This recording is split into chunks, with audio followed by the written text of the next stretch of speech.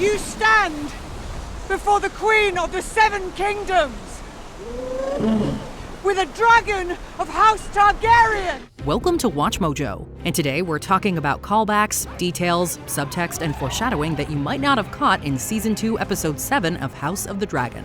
If you don't know the drill by now, there will be spoilers. But I'm afraid you must work harder.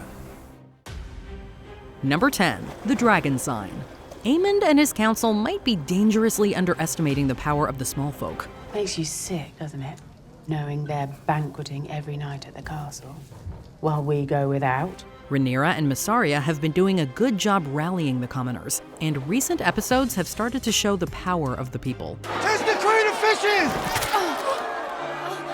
Keep moving! Most recently, Elinda Massey marches through the streets of King's Landing, and she's intercut with a member of the Gold Cloaks carrying a worn sign off a wooden door. Looking closely, you can see that the poster shows an inverted three-headed dragon with a red mark slashed through it. This is likely a symbol of protest against the sitting rulers, with the dragon's upside-down positioning possibly representing the falsity of Aegon's claim. It's a cool detail that shows how Rhaenyra's influence in the capital is growing.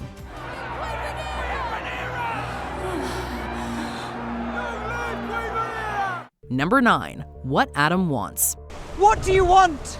Adam of Hall's ability to claim sea smoke has big implications. So the episode starts with him and Rhaenyra meeting in a Wild West-type standoff. She attempts to gauge his uncertain motivations, though we know some of them from a conversation that he's already had with his brother. Later, as Adam is waiting to meet with Corlys Velaryon, he takes a moment to admire the room and some ornate table decorations. He might be thinking about the riches that he just told Alan they could have if Alan embraced the attention of Lord Corlys. My brother was ever restless, yearning for some sign of his worth. More personally, Adam also earns praise from the man he suspects to be his father, as Corlys ends the exchange with what might be a proud subtextual acknowledgement of his son. Well done. Number 8. Rewards for the faithful. Daemon's having a hard time getting support from the Riverlands, and he turns to the young Oscar Tully to get it. Unfortunately, Oscar demands that Daemon execute Sir Willem Blackwood for despicable crimes. But Willem was only ever acting on Daemon's orders, and he pleads out a reminder of his devotion as Daemon carries out the sentence. Your Grace, command them. I've only served you.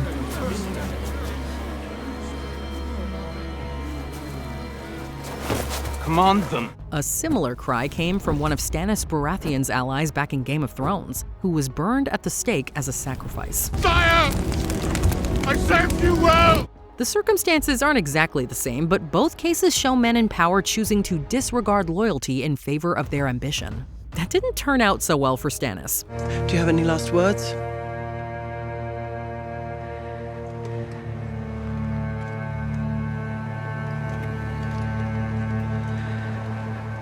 Go on, do your duty. Daemon's choice could signify that his actions are already leading to a potential downfall. Number 7. An army of bastards. Each of you has left behind a life to answer this call. A life to which you might never return. No one knows for sure why dragons accept their riders, but it seems to have something to do with bloodlines. Even those with partial Targaryen ancestry are capable, and learning this causes Rhaenyra to cry out a rally for lowborns with potentially valuable family trees. The phrase sounds like the Battle of the Bastards title from Game of Thrones, which makes sense when you think about Jon Snow and his mixed Targaryen heritage. If you re-watch his first meeting with Drogon, it looks a lot like Rhaenyra's approach to Vermithor in this episode. Presumably, Jon Snow's fractional Targaryen lineage helped Drogon take a liking to him. The more that we learn about both of these shows, the more the word bastard sounds like less of an insult. Well then, let us raise an army of bastards. Number 6. The Burns of the King. Episode 7 gives viewers a glimpse of King Aegon's recovery process, and it does a great job of making us all feel his physical pain. Your strength will return. There are adjustments to the gate and so forth that you will learn now that you are as you are. But have you ever thought about why some Targaryens can be burnt while others cannot? Most notably, Daenerys Targaryen proved to be immune to fire on multiple Game of Thrones occasions. She even speaks a line that implies true dragons should not fear flames. That idea is flawed though, since others of Targaryen descent can be killed by fire. He was no dragon. Fire cannot kill a dragon. Notably, Dany's brother, Laena Velaryon, and Aegon II have all endured fiery suffering. Was Daenerys unaffected because she was the prince promised from the prophecy? Or is there another reason that House of the Dragon might yet teach us? Number 5. Alicent Adrift. Was it the court? Was it their mother? I'm sure you did your best. Having been removed from Aemon's council, Alicent now contemplates the choices she's made and how they've left her without purpose. When does your grace mean to return to the city?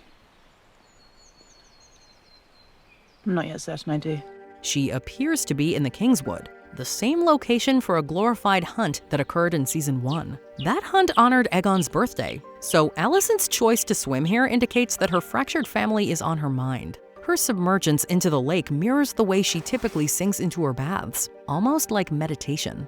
The most curious detail is the bird that she notices soaring above her. It could represent a desire to ascend past the mortal world, or perhaps something more hopeful that has yet to be revealed. Either way, the sequence is oddly dreamlike and feels provocatively open to interpretation. Number 4.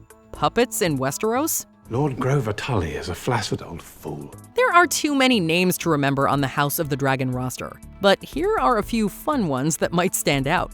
It turns out that some of the Tullys share titles with characters from Sesame Street, including Lord Grover Tully and his grandson Oscar. That would be Lord Grover Tully, but he grows frail.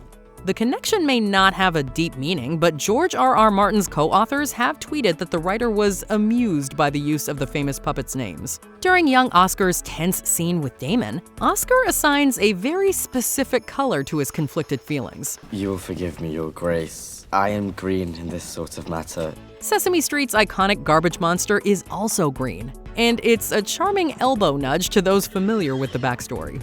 Now we just need to meet a Bert and Ernie Lannister. Number 3. Rhaenyra's speech. This is our purpose. To end those hardships. For you. For your kin. Wrangling a dragon is terrifying business, but Queen Rhaenyra has some encouraging words for the contenders. She reminds them of the lives they're fighting for, and she elaborates that taming the dragons could mean victory and an end to suffering. It sounds a little like a speech that Rhaenyra's ancestor Daenerys Targaryen makes on the Game of Thrones finale. Invappa tolvio vio nindrontirederat. Tolvrio pregelat.